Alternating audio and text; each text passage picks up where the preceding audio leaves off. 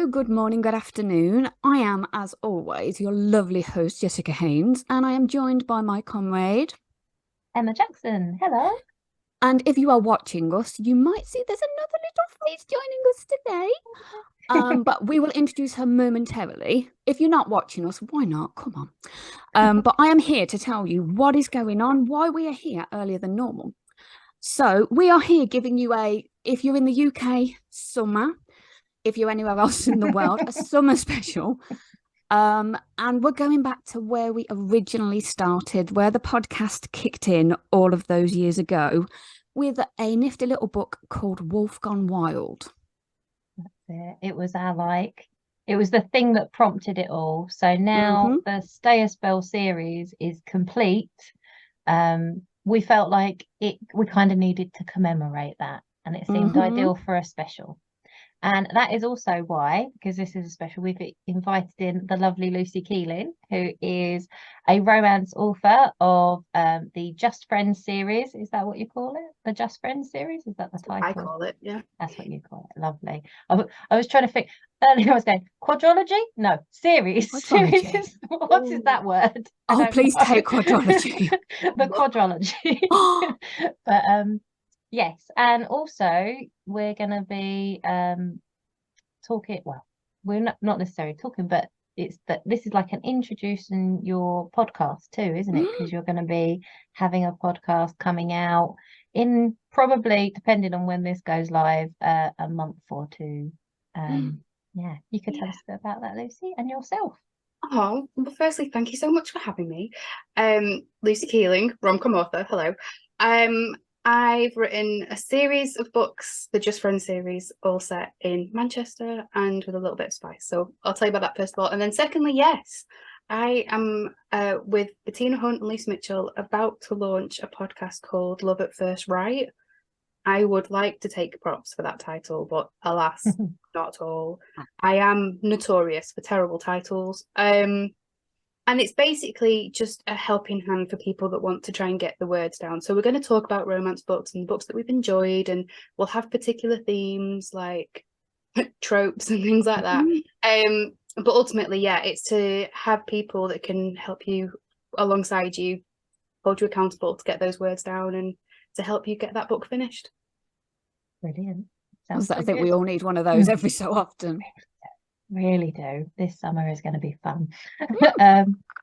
Yeah, and you are also a fan of the Stay a Spell series. So although you've written contemporary romance, yeah, you dabble in the... You dabble in the horns. Yeah, definitely. Dabble in the horns. Dabble in the horns. Do you go for a tentacle at all? Or is that every now and again? Every now and again. Yeah. Throw a gargoyle in the mix, those sorts of things. Yeah, why not? I'm here for it. Exactly. So yeah, we thought it would be ideal to have someone else in who was also a fan, because like me and Jess have obviously talked about the series a fair bit. Yeah, so it's nice to have some new perspectives, I think, and find out what you've enjoyed about them too. So yeah, shall we get started? Let us begin, ladies.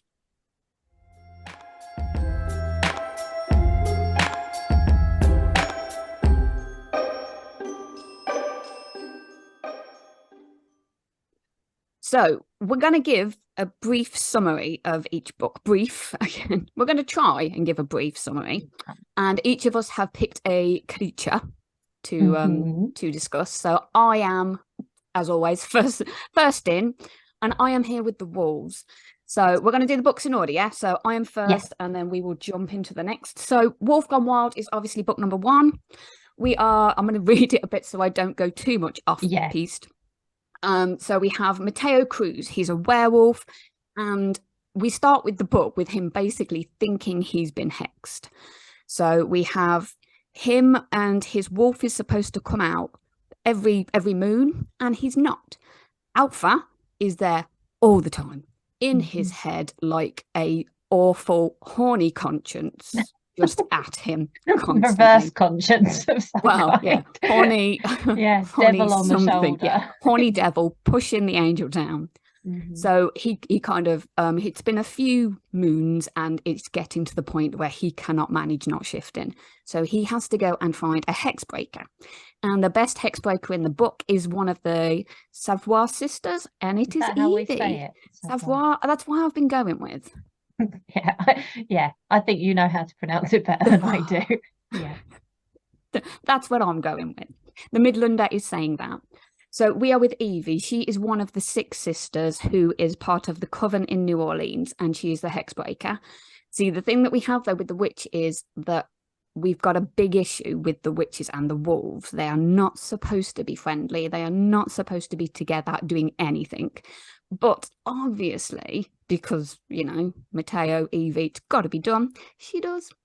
So, yeah, that's it. She goes out on a limb. She does her best to try and figure out what this hex is and goes from there. Right, over to you, Lucy. You're going to wrap up the next one, aren't you? Oh. I really hope I can do it justice like you did, Jess. But you've gone much longer than me, well, so if you're worried, Lucy, mine are really short. Oh, am I supposed to be shorter? No, sorry. You're fine. I think with the first one as well, like Wolf Gone Wild is the opening, so you've got to kind of set the scene a bit, haven't you? After all, like, yeah, you could go into detail. This variety is the spice of life. How are we pronouncing the surname again? I've gone for Savoir, like savoir-faire. Okay. I went Savoy, so I'm going to struggle. I was thinking Savoy, like Savoy. Oh, you do that then? I'm really... No.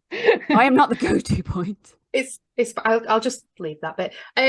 Book 2 is Don't Hex and Drive, and it's got Isadora, who is the sister of the Hexbreaker from book 1. And she is hit while she's by his car while she's on a bike. By Devraj, who is a Stygon.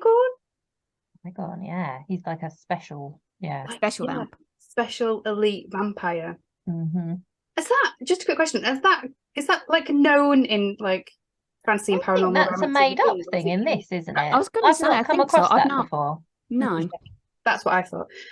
Isadora is a conduit and healer, and but obviously they don't get to the best start considering that she has been taken off of her bike. She's fine, by the way, don't worry. And it kind of goes from there. Then there's a bit of some people going missing, and Devraj is there to sort of like try and figure out why are they going missing, who is it particularly, and then they discover that there's a certain type of person that's going missing, and Isadora agrees to be the bait in this situation. I feel like maybe I've overly simplified it now with my exceptionally brief. That's fine. Yeah. Again, I'm even shorter than that, so don't worry. It just makes people want to read it when you say little snippets and they go, what now? Hit with the bike? How are they together? What's going on? Yeah. Why is she going to be bait? Romance reasons. Yes. Because there's always reasons. Yeah. All right, it's me again. Okay, Witches Get Stitches. We need to give kudos for these titles, by the way, at some point, because I'm loving them all. I'm sure like these have been, because when Wolf Gone Wild came out, you didn't really get a lot of mainstream romances like this, and all of them are doing the same thing with these puns now. Like any witchy romance, you have to have some kind of hex or magic or something as a pun in the title, and I think she paved the way on this one, definitely. Are you allowed to say any more on that one, Emma? Oh, what, like my title? I could drop a title. We feel a bit embarrassed doing that, don't we? Like, but it's really on topic. I'm not like shoehorning it in there. No, it's got to be done. If you don't have like I brought it up subconsciously, like a little Machiavellian. Seriously, it's our podcast. If you can't drop a little bit in now and then, come on. Yes. Well, come October, there will be another one written by me, another witchy romance, which is called Witch You Weren't Here. I did use a pun, and I did even make up that title. It wasn't the publisher. So whenever anyone goes, oh, that's a good title, I'm like, oh, I can take credit for that one because I did come up with it. Yeah. Well done. It works. I'm very excited. There we go. Right. We've digressed already. Sorry, my fault. No, in the best possible way. That's the best digression. But I'm bringing us back on topic. If only for a moment. So next book, number 3, is Witches Get Stitches, which is number 3 sister, who is Violet the Seer.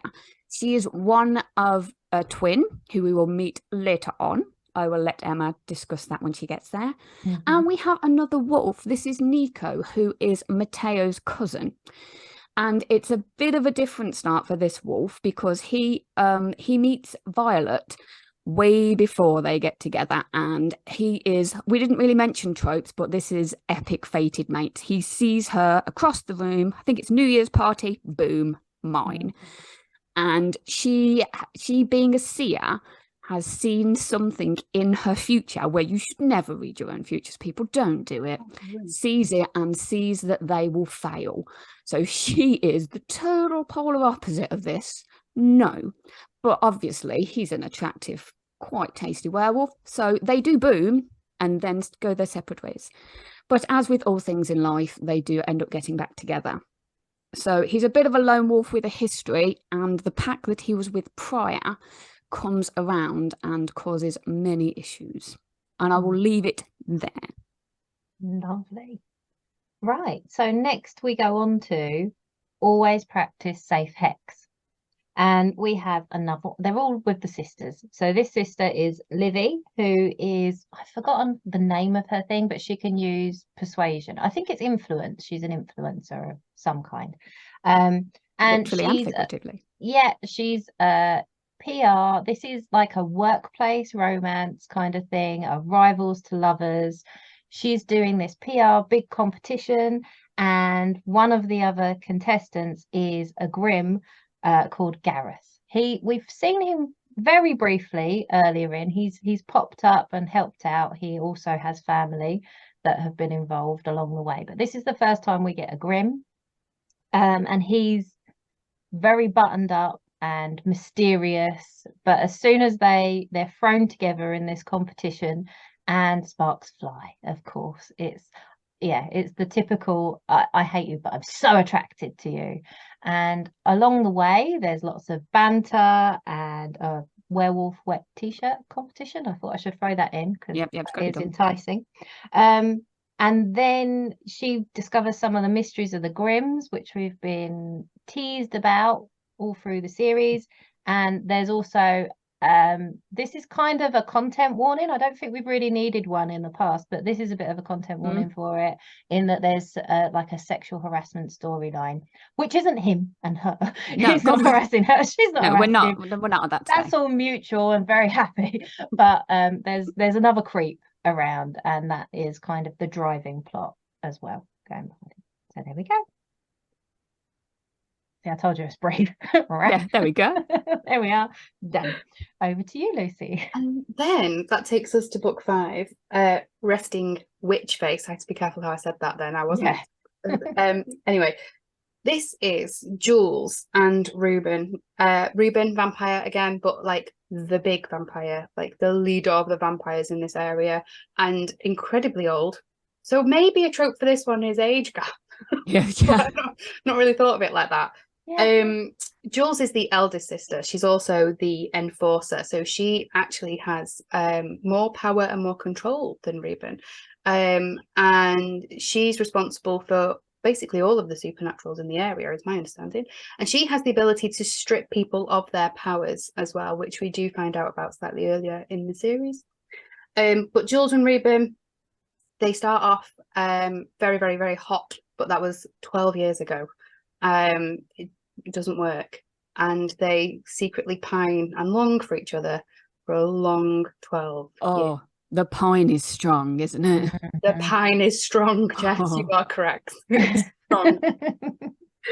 And then of a title for the episode. The pine is strong.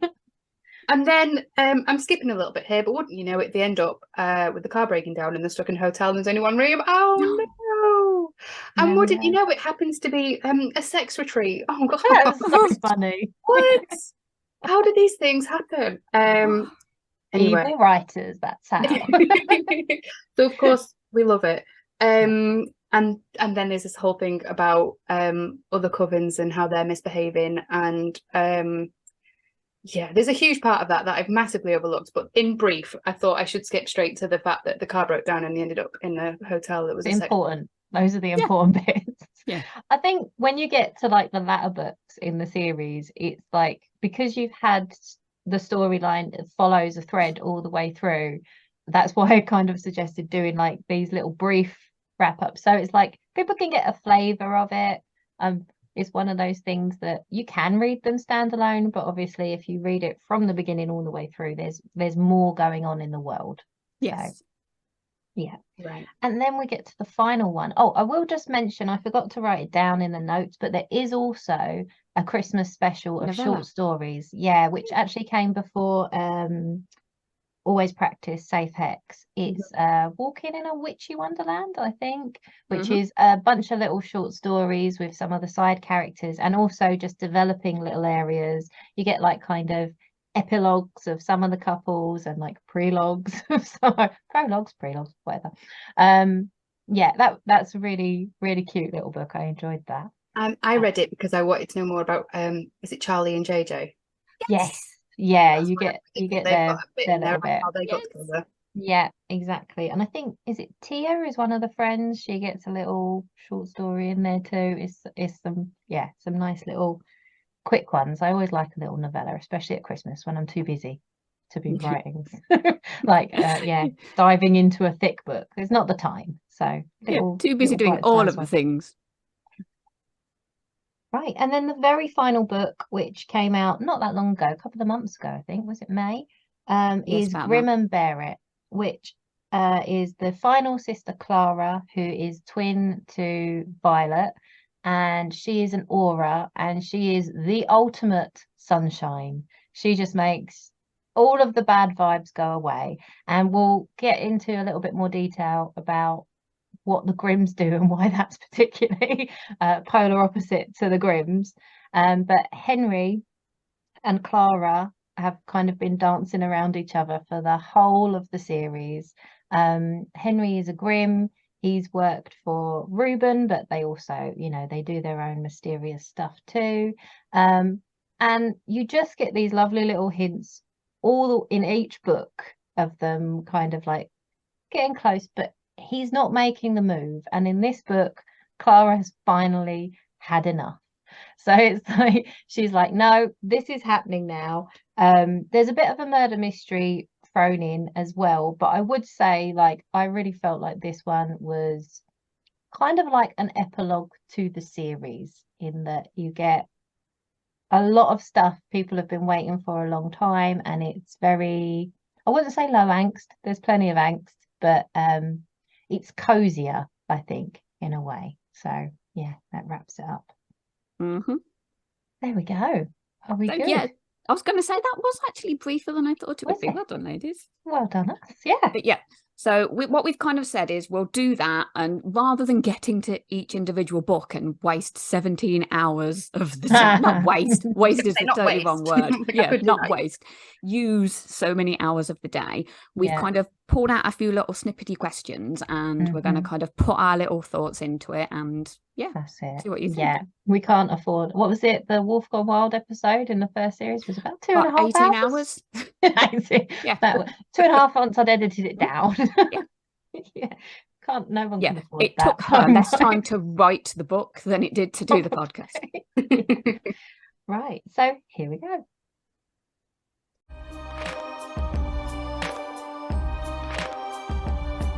So, question 1.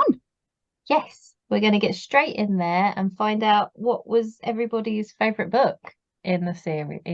Yeah, which one stood out? So, come on then, guest. Come on, Lucy. Give us yours first. Nothing like the hot seat. Yeah. So, I'm notorious for being that person that's like, oh, I can't pick one. I can't pick one. So I have put an asterisk next to 2. Oh, okay. Straight off the bat. But I'm going to be good. I'm going to be good. And I'm going to say that I think that my favourite might be Always Practice Safe Hex. I think. Nice. Okay. So what was the leap out for you then for that?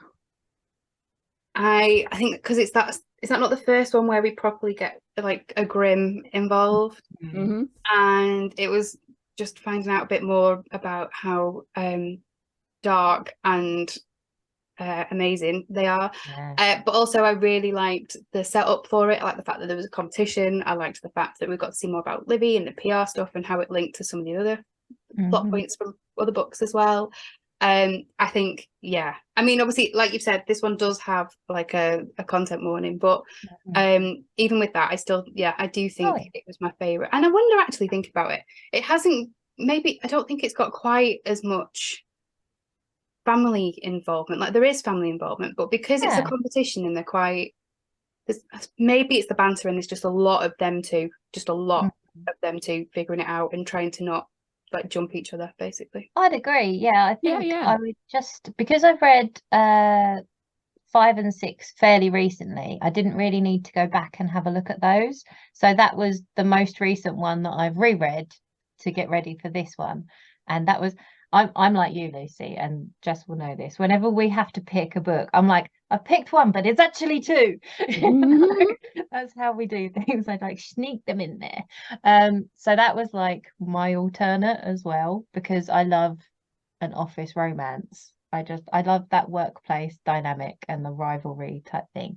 And yeah, I think like we're so used to, we've really got to meet the family and got to know them a lot, so they're only kind of like cameos just now and again getting in there, and you get to see and Livy's one of the characters you don't see a lot of in the earlier books. Like some of them have, like I think in Violet's book, obviously you've got Clara, and like Jules she's usually quite prominent in the books too, because they have to go to her about stuff, and but Livy kind of has danced in and out, and you get to see her a lot more as well. So. Yeah, I think because they've got a lot of businesses, haven't they? The family, there's the restaurant and the shop, and so they all kind of work around each other. Whereas Livy doesn't; she's kind of the PR base, so she's not involved as much with that. So she's not pulled in as many times as you both said. So it's like she's got her own independent thing, and she comes in to help them with stuff, and she comes in and works in the cauldron and things like that. But generally, she's off doing her thing. She's extremely independent and competent, and she's cool, very cool. She is so confident and hot and just amazing. Yeah, definitely. Yeah, and I do love like a buttoned up hero as well. I love it when they're like really distant until the heroine gets them to like just fall apart, basically. Pop open them buttons. That's it. Huddle at the feet kind of thing. Accidental telepathed message, wasn't it? Yeah. Oh. And that was in the Witchy Wonderland, wasn't it? It first happened. And when I read that, I was like, oh my God, I need book 4 now. That was such a good teaser. Yeah. So what was your actual book, if that was kind of a sideline one?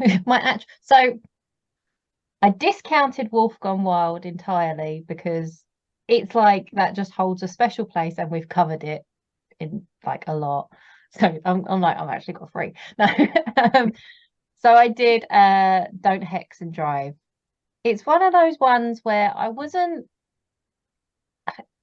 know, it's the second book, and I wasn't expecting it to be my favorite necessarily, but it's the one I go back to a lot and read a lot. You know, when there's like one that's like it sneaks up on you and you're like, oh, actually, I do really enjoy this. It hasn't necessarily got all the tropes.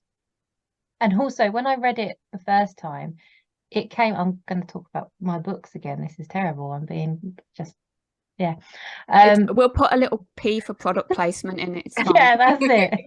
That's a little thing at the bottom. Disclaimer.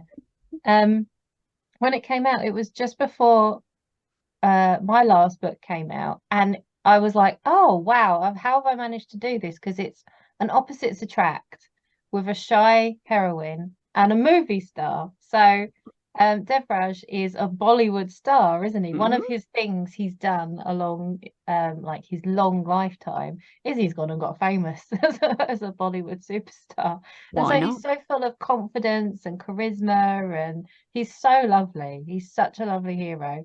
And Isadora's like, she's quiet, she's not interested in any of that, she's very shy, and it's a lovely dynamic between them. And I liked the storyline too. I felt like the mystery of, like you said, there's some girls going missing, and there's things with the vampires, and you get pulled in to see the vampires and the Grimms and the witches all working together to like fix that. So I really enjoy that one.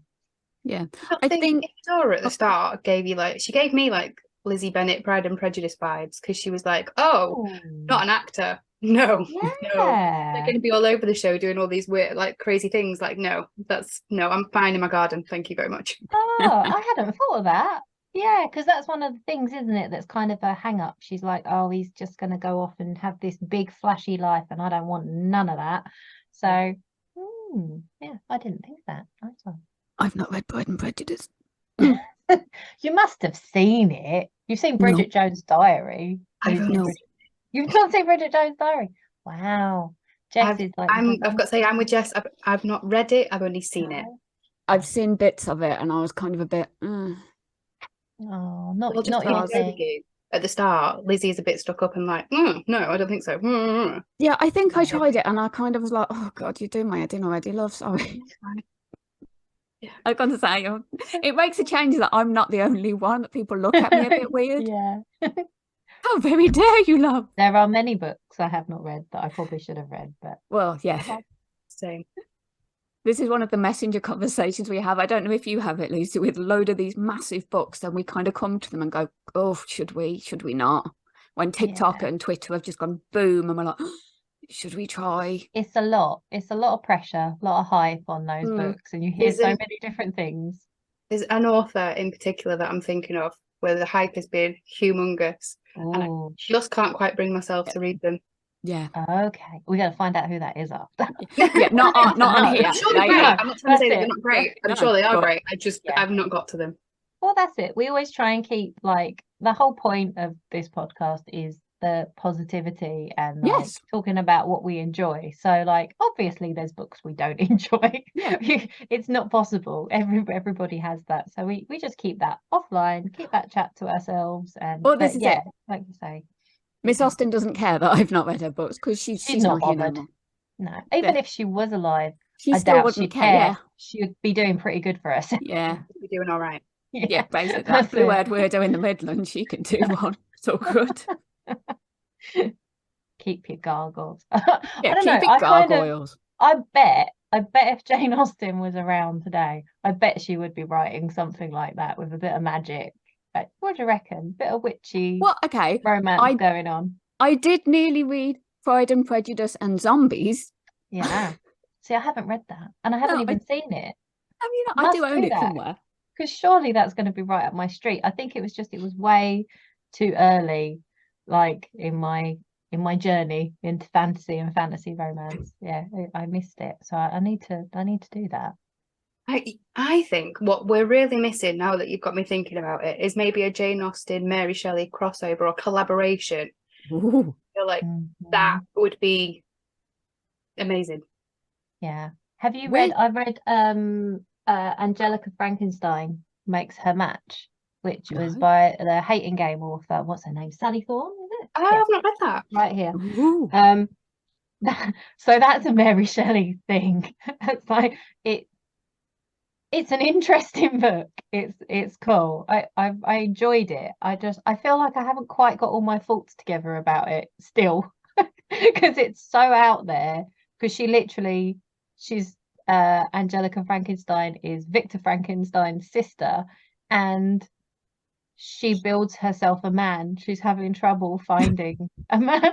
So that sounds fantastic. You've got, the creature, but you've also got, she's built herself the man of her dreams. He wakes up and it's like, that's very strange. He doesn't remember anything from his past life, and his body is, some bits are different. She added enhancements. That's in my head. Please tell me, where did that come from? I think I'd love to know what you think of that book if you ever get round to reading it. Definitely. I will add it to the TBR. Just writing it down now. Yeah. Anyway, over to you, Jess. It's me, isn't it? Yeah. I'm just kind of, I'm going to stick with the theme that we're all going to be on. My favourite is Grim and Bear It. The last one, because as soon as I picked up the first book and Henry is with his fag in the doorway, with his cigarette in the doorway, don't smoke, it's not good for you.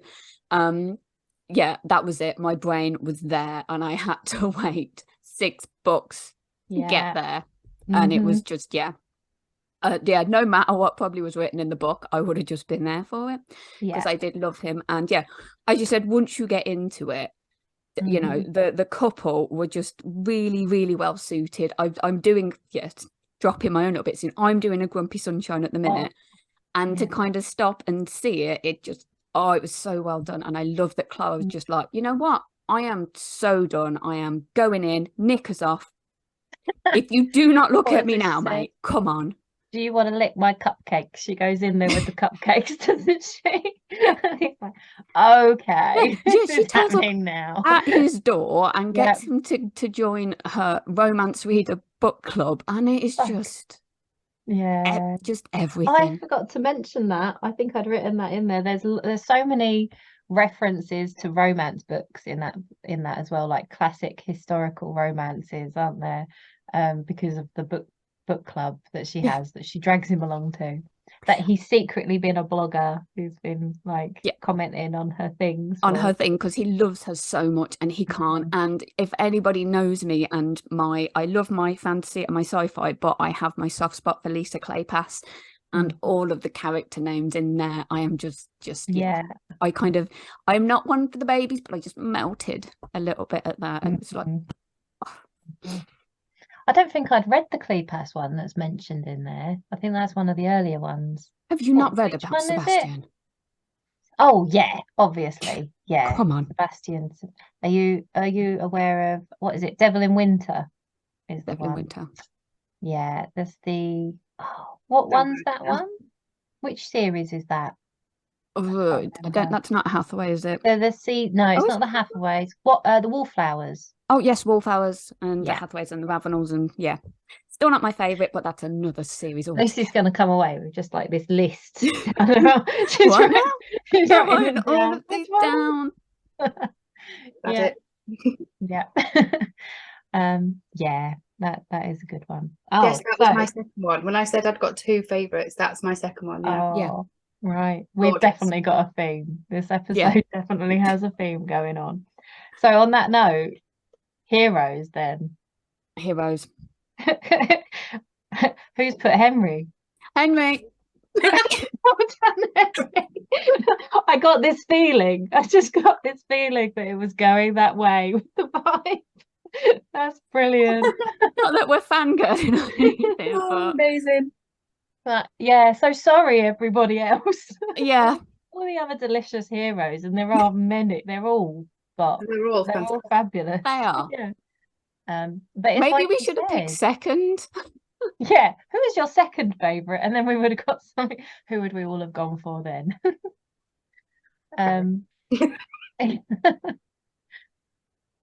It's like you were saying, Jess. I don't think we even get Henry's name in the first book. I think you don't find out his name until the second book, and is it? And Devraj earns the right to know his name through it. He's so closed off and buttoned up. He's like, no, Grimms won't even tell you their name. No. Yeah. That's how mysterious he was. They will know everything about you, and they will hack into the deep center of the web and find out your shoe size and your favorite biscuit. And they will destroy the world for you. You're joking, but literally not. Yeah, that's what they can do. I think in Always Practice Safe Hex, where Gareth is like talking about, do I know this person? Yeah, and what they get from the pastry shop and stuff. Yep. I made a little note that I really like the fact that he was adorably baffled by love. Yeah. It's like, dude, that's like you say, really locked out, knows everything, really keeps it like completely controlled, and then here she comes. Here's the sunshine. And he's just what do I do? What do I do with this sunshine? You know, I can't touch it. I'll break it. Bless him. He's like, fingers. I think it might say a lot about us that it's like the classic James Dean pose, isn't it? How he's introduced at the beginning. He's like there, like you said, with his cigarette, just in his torn jeans and his jacket, rock t-shirt, dark hair, dark eyes. Yeah, and we're just suckers for it, aren't we? Simple creatures, really. Can I just say as well? So the first time I read this series was obviously a little while ago, and then I did my homework and I reread the series for this. But I hadn't noticed the first time I read it that in the beginning of all the books now there's a picture, an illustration of what each couple looks like. Yes. And I just wanted to mention that in case anybody listening hadn't noticed it, because I thought they were really cool as well. They're lovely. Yeah, I don't think I looked, because you know when you go on the Kindle, it jumps you to chapter 1, doesn't it? Yeah, so exactly. I don't think. Excuse me, while I just go on the Kindle, I have a look at the picture of Henry. I don't know. I've not checked Henry, but I have a feeling when we did Wolf Gone Wild, I think we mentioned the illustrator of the first one, because her work was fantastic. Because the same as you, Lucy, I saw it and I went on Twitter and Tumblr and everywhere and found her work, and it was fantastic. If we didn't, we're going to put it on later. Just carry on. At what point are we going to talk about the fact that there's going to be more? Oh yeah, that is very true. Is that? Yeah. Am I in my own little bubble of crazy at the minute? You know the wolf? No, you know the wolf pack that comes and get the tattoos from Violet. I believe. I will double check my sources in just a second, but I believe there is to be a series based on those guys. Ooh. I just saw it. To satisfy that curiosity and go and look at that picture. That's going to be the motorbike pack then, is it? How awkward is this if I've dreamt it and made it up? Oh, it really is. I think I kind of imagined that there was also, like, with their cousins come into it a little bit, don't they? Like the wrong side characters, didn't they? Yeah. I'm also now wanting more Clearwaters, when I want Dad first and then wait till little Diddy's a bit older and stick him in as well. Oh, you like going? So Henry and Seth's dad, I want him to kind of find more love after what happened. Spoilers, Jessica. Spoiler. Jessica. That was vague enough. Don't worry. Vague is my middle name.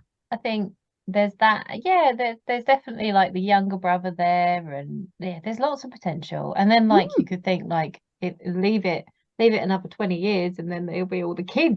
There's a lot of kids. Yeah. Right. Okay. Are you just verifying that, Lucy? Is that what you're doing? I was trying to do it in a really subtle way so that you wouldn't notice. No, she's having a drink or something, and that's fine. So I guess that leads us on to the heroine we most identify with, rather than our favorite heroine. If you want to say who your favorite is too, of course, that's all cool. But yeah, I wondered who did you read and think, oh yeah, I can really see this one's perspective, or is hitting a bit close to home some of the things. Well, I've done what you two did with books. I'm this with a hint of this. I kind of did like star signs. I'm a Gemini with a hint of Scorpio. Yeah. So mine was, I'm Evie with a big dollop of Jules. So if it's a fandom, I have to be there. If there's a t-shirt, I will be wearing it. I happily delve into all of that side of things. But if I don't control how the world spins, like Jules, and every single inch of my household, then there is death and destruction and despair in my life. Okay. Yeah. Yeah, I need to be the one to know where everything is doing, how. Yeah, I just had that moment and I was like, is that do I have a bit of Jules too? Or is that just like any mum that's trying to control the chaos of their family? I'm the mum in the playground. If anybody goes, what day is the play and what time does it finish? I know. Because you're my superhero. Yeah, thank you. You're the person I go to in the playground and go, why is everybody not wearing uniform? And you go, I'll text you the details. I'll give you the dates and the times. Yeah, this is me, because I know I get neurotic and my eldest will get neurotic. It's that moment where you walk into school and everybody has a tinfoil hat on, and she goes, why has everybody got a tinfoil hat on? Is it me? Yeah, so I never want that moment to be me. So yes, I know all of the things, and thank you. That makes me feel not just super nosy. No, it's really helpful. I'm going to be the savior of so many parents. I thank you. Yeah. Does anybody else have someone in their WhatsApp group though who always gives the wrong information?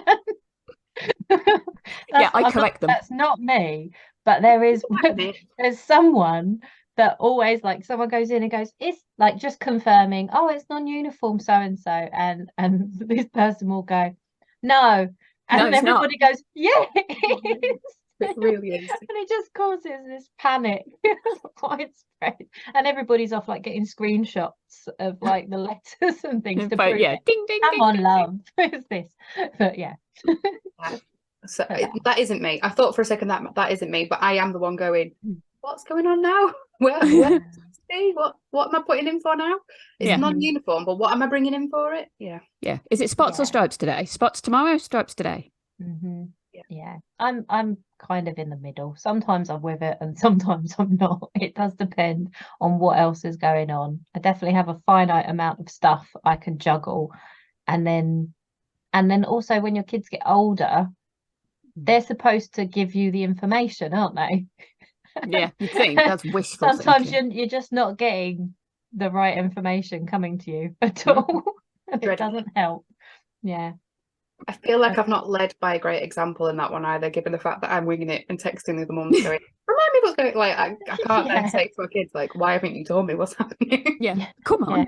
But this is the thing. When I was at high school, it was the case of I got homework, I did it. It doesn't work that way anymore. I don't know, Lucy, how old your kids are. But yeah, my eldest is in high school. She's in her first year. And now I get apps telling me when she should do her homework. And it's like, I've done my job. I did all of it. Did my time. No, it's on me again now. I don't know if we're going to get that. So my eldest is just about to start, and in September, and I've heard that they give you nothing. They expect the children to deal with it all. I'm not sure how true that is. I'm going to see, but I'd hope that is not the case, because my eldest is in no way prepared for that. I will never see her. She will be in detention always. She just lives. Yeah.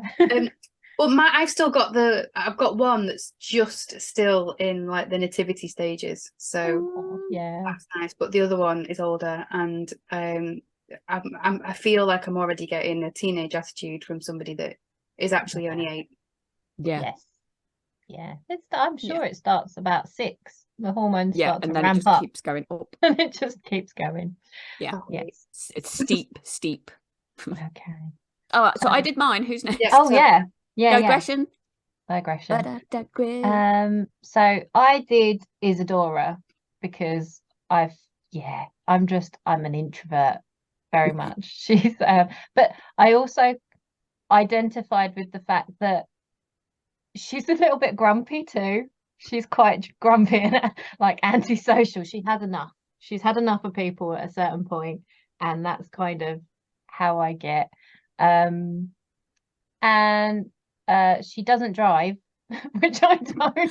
Oh, that was in my head. Is it because you've been hit on your bike? No, I haven't been hit on a bike. She's got more of an anxiety level about that. I mean, I did find it I got very anxious when I was learning to drive years and years ago, which is why it was very easy to let it go. I was just like, I can't deal with this stress. And now I've got older and I consider driving again. I'm like, should I really? It's a lot of responsibility. I know I've got kids, but this is a vehicle and I will be nervous on the road. I think it's one of those things, isn't it? If you learn when you're older, it's even harder. So I identified with that. I don't have a vampire to come and help me learn to drive. My other half's like, you can't do it in my car. Thanks. And that's fine. We can't afford an extra car and the insurance anyway, so it's all right. The only thing with Isadora that I cannot connect with is that she has this relationship with plants, and I kill plants completely. So that's my one. I didn't think of flavors from others, so I will leave it there. So how about you, Lucy? Well, mine's going to sound really bonkers now, but mine was Jules, but in a slightly different take, because obviously I've said I'm not quite as organised as you, Jess. I'm not quite as on it as Jules is, but I am the eldest of 3 girls. So I get it from that perspective in terms of how it works, looking out for the other ones, and right. And eventually the other ones end up looking out for you because, you know, they get their asses in gear a lot better than I do. But yeah, so it was definitely that element for me. But I did find myself wishing I was a bit more Livy. Yeah. I wanted to be a bit more Livy. Who wouldn't want to be more Violet Livy? as well. Seriously, Yeah. Yeah, that would be a definitely. t-shirt, wouldn't it? Be more Livy. Or Clara, float through life, being sunshine to everybody. That is just no. I don't think I could do that. I think No. the sarcasm is too strong in me to Yes. be anybody's sunshine. Yeah, I'm happily the grouch in life. The Grinch is my spirit animal, honestly, just not with Christmas. Yeah, totally. Yeah, I'm definitely embody that Grogu meme with the when he's dressed up in pink with the pearls, but also in the goth. I'm both. I identify with good. both somehow. I don't know how, but yeah. Right then, I think we've done heroines, so we're going to go on to favorite creature, and because we may as well say what we've all picked as our favorite creature, which is Grim. So we decided we'll split this off so you can skip it if you want to, if you've not read the series and you don't want any spoilers, because part of the thing about Grimm's is the mystery that is revealed along the way of the series. So join us if you don't mind a few accidental spoilers, or skip on to the next bit.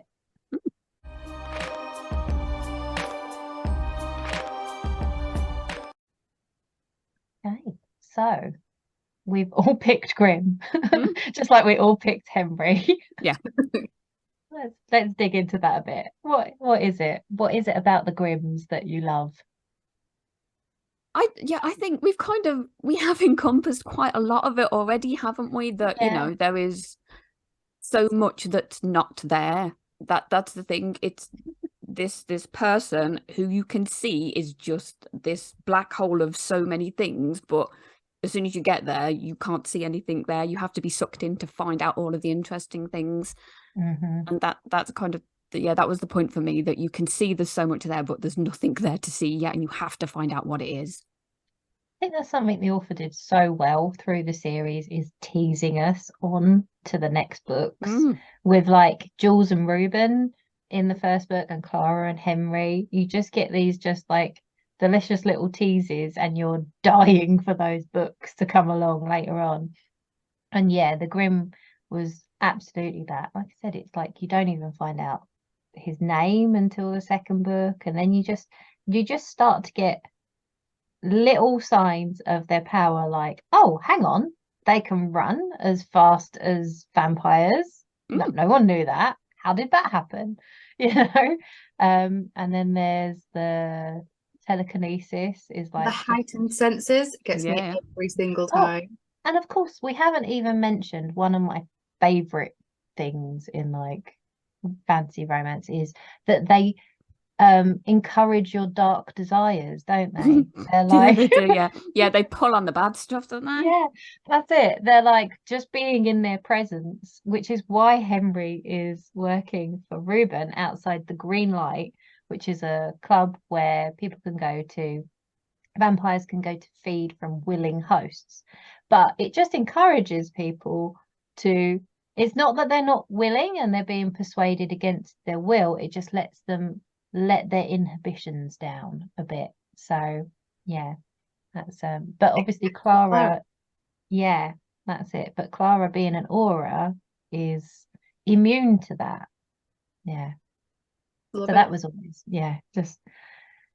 just pulling on that magic, and you know, they have like this aura of magic around them, and then people think they know, and then suddenly boom, it dials up by like 100. You know.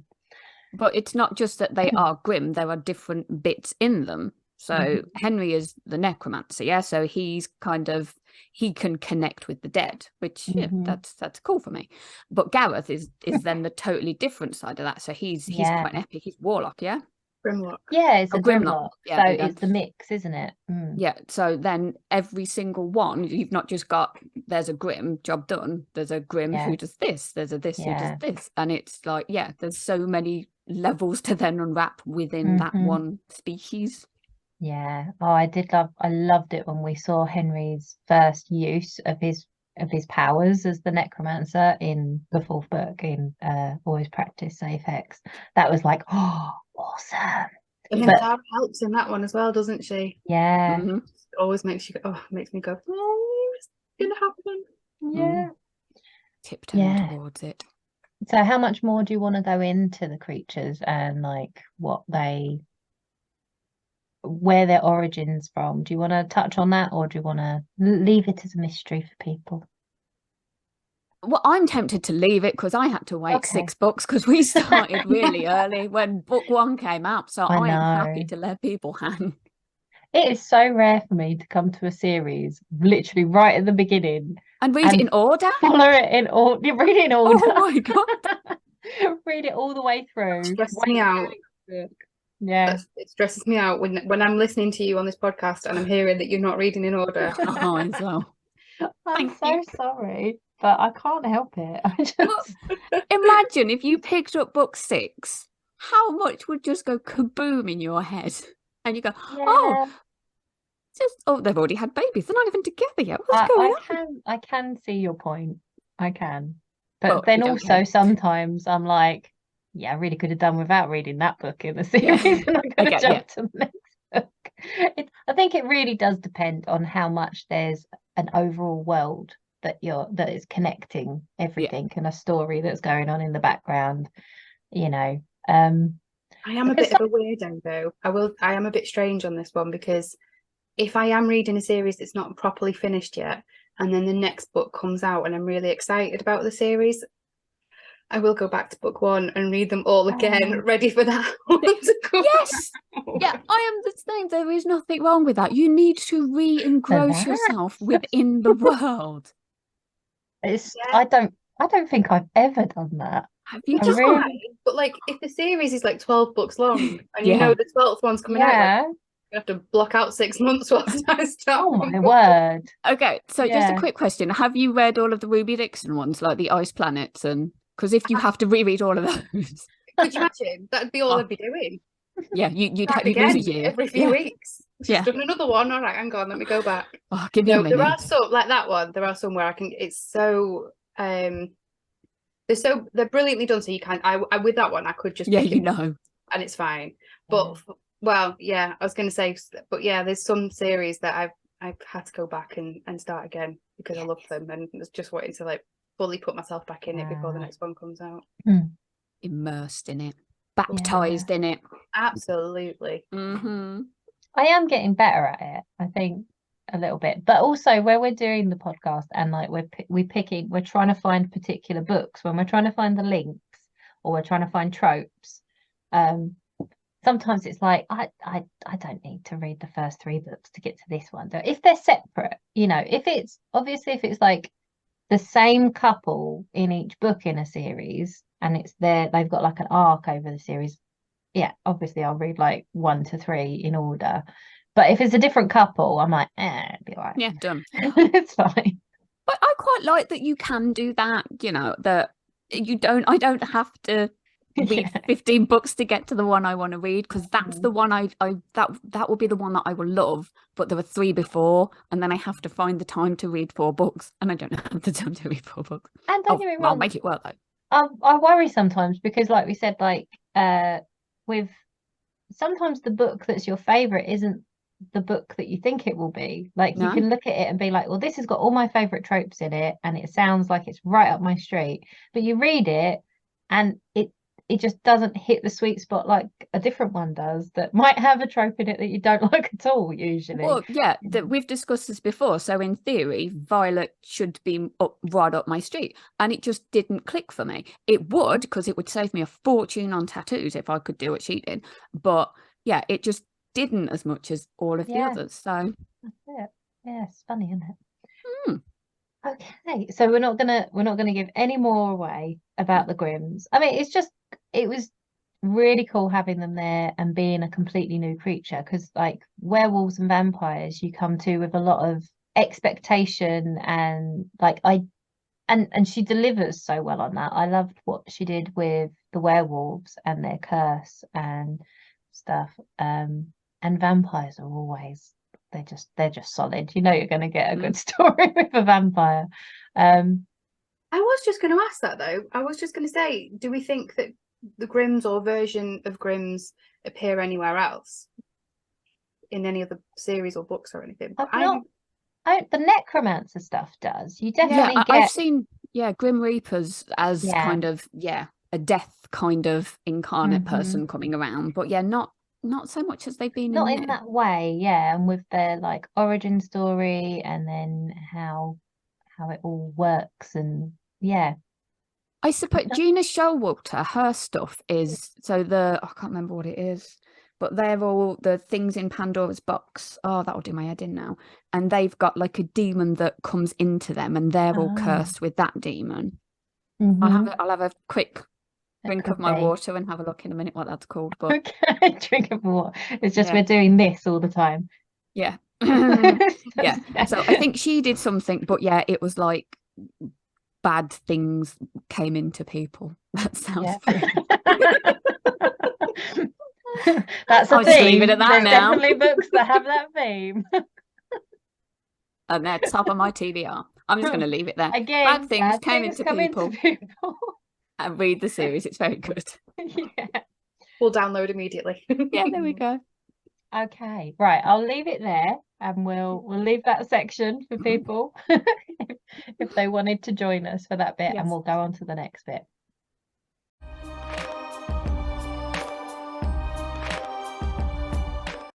So, so since we are in the summer, we thought we'd throw in something that's always fun, unless you are over 30 like me, when it's just hangover central, which is drinking games. So I've picked two things. Two as well. I don't know what everybody else did to sort of have my big. So do we want to do one each and then go round again? We can do. It depends if we've doubled up as well. Well, that would be my thinking. That will be funny. So it's like, imagine you've got the long summer ahead of you.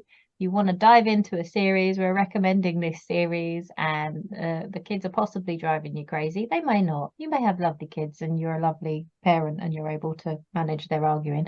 But if you wanted to like dive off and you're reading your book, these would be the things to look out for along the way, and just to have a little sip of. It doesn't have to be alcoholic. There are other soft beverages available. Beverage, yes. You could change it to biscuits. I'm not sure that would be a good idea necessarily. But anyway. You would not be beach body ready, I don't think. No. It's the hibernation ready. Basically, Well, so if you do it in winter. September. If you don't quite get to this in the summer, try in winter and make it mince pies instead. I'm always mince pie ready. Right then, who wants to go first? What's the first thing to take a drink every time you come across it in the book? Well, come on, Lucy. I'll jump in and say, if you want, as long as, how do I say this? If you want to go hard on this game, and you are ready to like drink very quickly, my recommendation would be for any time somebody's eyes darken. Ooh. Okay. Yes. Yeah. But it's all right, it happens then. a lot, so prepare to get quite drunk Right. or full if you've gone down the biscuit or mince pie option. Yeah. Or quenched if you've gone down a beverage, soft beverage. Yeah. This was it. This was when I was looking at it, I was like, do we want to be responsible for alcohol poisoning, or should I go? It's hard trying to like guess ones that are like, is this all the time or is this hardly ever? So it's not, you're trying to find that happy medium. A bit balanced, a happy medium. Yeah. I want to go back and read it now and see how many times that would be. Okay, so my first one I did is to take a drink whenever Fred the rooster makes an appearance. You will come across Fred, and you have to take 2 drinks if he's wearing a bow tie. Definitely. He was quite good. Could you do bonus points for the cat? You could as well. Yeah, why not? 3 drinks if the cat's there and he's chasing the cat. There's a dog too. I mean, you could go any pet, any animal. Yeah, we could elaborate that. I'll rewrite these in the notes when it comes out. You can go hard option, soft option, So experienced or novice. Yeah. Well, I was going to say mine kind of fits with yours, Lucy. Mine was that any say or insinuation of the mine that the men come out with. I thought I knew you'd do mine. Yeah, of course you would. Who are you? You're mine. So The anything first book along those alone. lines. Does Yeah, it have first to be book the alone. men? What if it's a woman? Because sometimes the women get possessive as well. Well, yeah, book 6 would be Clara, wouldn't it? She's mine. But yeah. Anybody. Anybody that says this one's mine. Fair enough. Not gonna lie, I thought you said mime, and I was like, I've got a different theory. That what we said? I was like, I don't remember that. There's a lot of plot threads going up. We should have just left it at that. Yeah, we should just... There's a mime too. I want to do some now, and I'm so not gonna. I dare someone to put that in the next book. Just have a mime turn up at some point. Sorry. Oh dear. Oh. Okay. All right, mine's out the gutters, level 2. Yeah. Back to you, Level Lucy. 2. Sister interference. Okay. Yeah. So are we not helping, but coming in and just telling them what they should already know? Yeah, no, it could be. Yeah, it could be one of them, like stating something really obvious that everybody else has already, cottoned onto, or any sort of interference that will help in the love life development. That's going to be a strong one as well. See, it's a weird for me because I've only got a brother and he's older and he's like 5 years older, so it's a very strange concept for me. So I don't. I have none of that. I just have the move out the way. I know I've got very different to mine. And with like I say, it's the others with 2 younger sisters. There's been many interferences, and one of my sister's boyfriends, I used to regularly screen them by saying that my youngest sister had 12 toes, or I would say things like that she has a 3rd nipple, but she won't tell you where, and just to see whether or not they would like stick around. Does that count as sister interference? I feel like it probably does. Yeah, I think it does. Possibly. Yeah. Sabotage also comes to mind. Wow. It's well-intentioned sabotage, though. Yes, that's it. If you won't take her with her 3rd nipple, you don't deserve her. Absolutely. With her 12th toe. Yeah. Yeah, exactly. Yeah, you don't need men like that in your life. No, there you go. Oh, that's wicked. Right, my second was anytime someone uses telekinesis, and a bonus point if it's a sister throwing something at a man.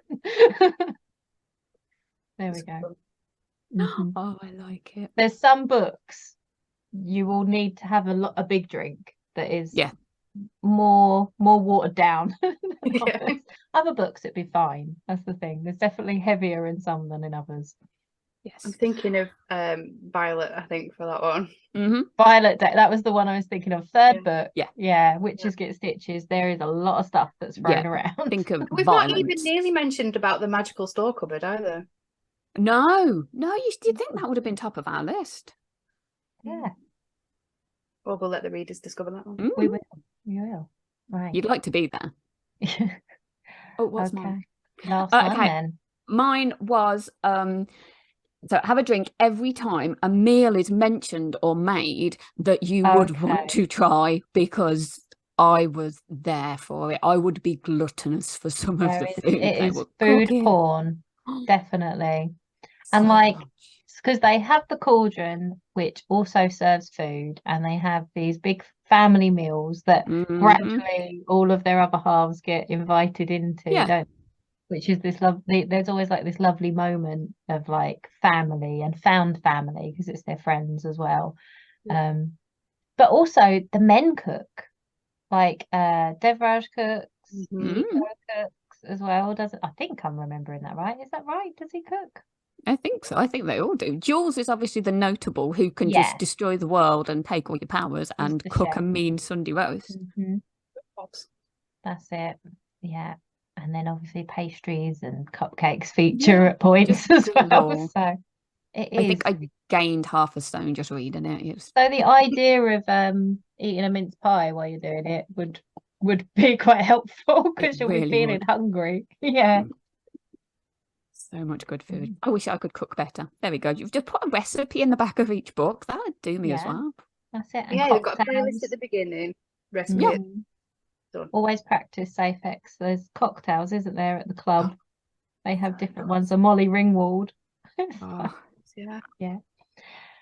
Right. So yeah, if you're still conscious after that and you want to read other books, if you finished the whole series and you really enjoyed it, these are some ideas for books that you may also like to try. Yeah. So what did you get? Have you got like 1 or 2 recommendations, or just one? Or I've got 2 series. 2 series is. Yeah. I've got 2 series but me too. Oh God, are we all gonna have the same 2? I don't know. I think mine are quite obvious choices. Oh, okay. Well, fire away with the obvious. Yeah, go for it. Because they probably won't be. Okay. J.R. Ward's Black Dagger Brotherhood series, which I will say was my gateway, like drug and gateway. Yeah, we've done those.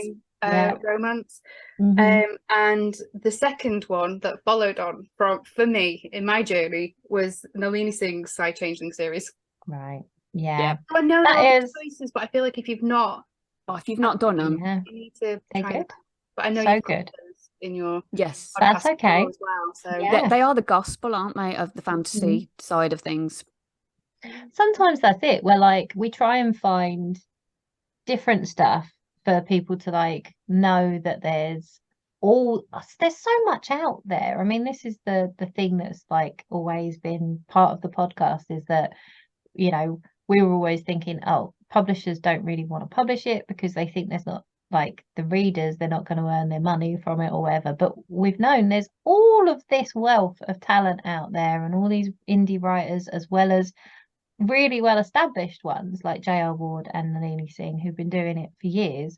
So it's like you want to find some of the things that people have maybe overlooked and not realized, well, this is a fantasy romance or this is a sci-fi romance. But sometimes you just cannot beat going back to like the Cressley Coles and the J.R. Wards and stuff like that. So yeah, they're always good to mention. Indeed. I'm very excited to hear what you 2 have got to recommend, though, because once more I feel like my TBR is going to be hit. Sorry, not really though. Not sorry. Well, I've gone for another one of my series that I've gone to recommend is you're ready there to write it down, is another one that's like a classic, and we've mentioned it before. I brought it up before. Ilona Andrews. And it is, what's it called, the Hidden Legacies series, which I just devoured. I've still got the final book to read. I'm just waiting for life to be slightly less manic, so I can really sink into it. There's 6 books, and the first 3 follow Nevada and Rogan. And if you love like a very alpha hero, which is like, you know, if you've enjoyed Stay a Spell, clearly you love an alpha hero. And he's, you know, ultimately powerful. They're always like that, but she's like really competent and powerful herself too. And there's so many sparks flying between them, and also like an action and mystery plot as well. So I think that would be, I think you'll enjoy that if you've enjoyed Stay a Spell, definitely. What's your number 2? Oh, I thought we were doing one each. Oh no, you did both of yours, didn't you, Lucy? My number 2 we're swapping and was changing. I also wanted to mention Zodiac Wolves by Elizabeth Briggs. If you love the werewolf vibe and the kind of drama and twisty turns, it's a little bit different. And again, it kind of it's a couple that goes over a series rather than standalone books. But I think that vibe with wolves that have something a little bit more than just they shift into a wolf. There's like more history, and it's also there's witches are very connected to wolves in that too. So if you enjoyed that kind of world building element, I think you might find the Zodiac Wolves interesting too. No. I think I that's not realised I'd started that series and not finished it. I've done I'm Elizabeth not Briggs sure as well if as the soon as you last- said the name. yeah, I'm not sure if the last book's come out yet or only just come out. And I that's it. I just haven't read that last book, but yeah, almost there with it. So what are your two, Jess? All right, so I will go on what you said. So this one it's a vampire-esque one, and it's by R.L. Mathewson, and it's called The Pite and the Sentinel series. And I think I've mentioned it to you before. Yeah. And it's a slightly different take on vampires. So there's vampires out in the world who are kind of can be born that way, and there are like vampire hunters as well who are also born, and they get marked at a certain age. And it's kind of, it's sort of these creatures within the world all interacting together, and the hunters trying to kind of keep the vampires at bay, but some of the vampires are good, some are bad. And it's a series that I read ages ago, kind of gateway-ish. And it was just, it just really pulled me in how it was a bit of a different take on how vampires were. It wasn't just the big epic creatures that come and did everything in the world. Some of them were quite subdued, and some of them were kind of obviously then trying to keep out of the way of these hunters. And it was just, it was very well done in a slightly different way than I was used to seeing, which was quite nice. And what's but my other one is going all monstery because I can, and I do. And this is the Monsters Ball series. And this was kind of like a bit of a found family link. So it's 11 books at present, I think, which is 11 different authors. So I got into it from my love of C.M. Nascosta, who is your Minotaur and all the other bits. And this is her Gargoyle one. So this was definitely my leap in. Okay. And there's S.J. Sanders, Cleo Evans, there's been loads out there, and it's all different monsters, and it's kind of got the Bridgerton feel to it. So there's women out in the world and they're failing their seasons, so they have to go to the Monsters Ball to get a new half, to get a better half. Yeah. And they all kind of go to this place full of these varying levels of creatures, and they all kind of find their loves. And there's the found family bond that all these women, obviously, who have been shunned in society, and these monsters who have been shunned in society, all coming together and finding their places. Oh, cool. So that's like a series written by a bunch of different authors. Yes, loads of different authors. That's cool. Last check, it was 11, I think, that were in it. There may be more because they released a few and then a few more and then a few more. I think between us, we've probably recommended like 100 books. Yeah. You bring in like J.R. Ward and the Leany thing. It's like, wow. There's a few books there to be getting on with anyway. If you had a target to reach this year, we've given you it and then some. That's it. Oh, well, that brings us to the end of our summer special then. There we go. Now we've set everyone up with their drinks and their books, and enjoy. I was going to say, maybe we should just put some drink suggestions in as well. Pimm's is always good at this time of year. Love a Pimm's. I love a fruit cider because I refer to it as an adult fizzy smoothie. Oh, chopped on. Yeah, got to get the adult bit in there. 5 a day in. Yeah, exactly. So totally your Pimm's, isn't it? Yeah, to anything that helps. Wine, grapes. All counts. Just vodkas, potatoes don't really count. Yeah. Please remember to speak to professionals. Yeah. We need to have that thing, don't we? That 5-step program at the bottom. Oh dear. Please drink responsibly. I always tick the content not for children. So we'll be back in, what are we saying, September, October time? Autumnal word to cover that period, with another series, and Lucy will be back with her series too, with the other Lucy and Bettina. Can't wait to hear that. Delve in. That's gonna be awesome. So no pressure. Yeah, sure. That's it. Enjoy. Thank you for joining us. Yeah, thank you, Lucy. Thank you for joining us. Thank you for watching us. And we will see you all incredibly soon. You know where we are on the socials. Lucy, do you have any socially places you want to add? Oh, yeah. Sure. Yeah. I'm Lucy Keeling, author, everywhere. Oh, yeah. That's like my one. And when we do the SFFRomCast stuff, it's just anywhere. Look for SFFRomCast. Yeah, you'll find us. Nobody else wanted that one. There's too many. Thank you so much for having me. It's been an absolute pleasure.